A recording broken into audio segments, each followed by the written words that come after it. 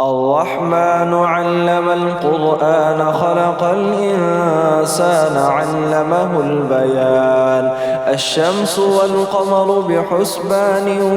والنجم والشجر يسجدان والسماء رفعها ووضع الميزان ألا تطغوا في الميزان وأقيموا الوزن بالقسط ولا تخسروا الميزان والأرض وضعها للأنام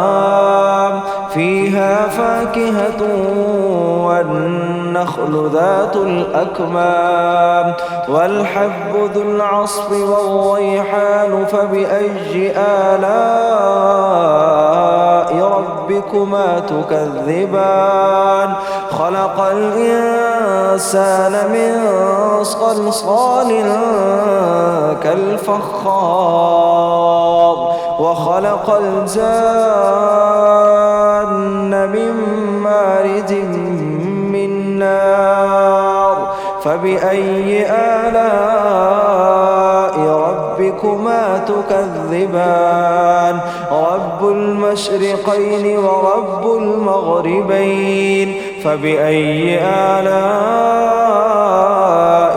ربكما تكذبان مرج البحرين يلتقيان بينهما برزخ لا يبغيان فبأي آلاء ربكما تكذبان يخرج منهما اللؤلؤ والمرجان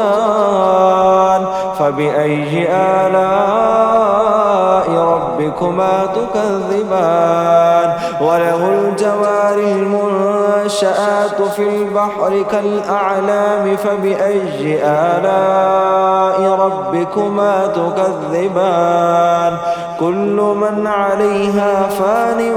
ويبقى وجه ربك ذو الجلال والإكرام فبأي آلاء ربكما تكذبان يسأله من في السماوات والأرض كل يوم هو في شأن فبأي آلاء ربكما تكذبان سنفرغ لكم أيها الثقلان فبأي آلاء ربكما تكذبان يا معشر الجن والإنس إن استطعتم أن تنفذوا من أقطار السماوات والأرض فانفذوا لا تنفذون إلا بسلطان فبأي آلاء ربكما تكذبان يرسل عليكما شواظ من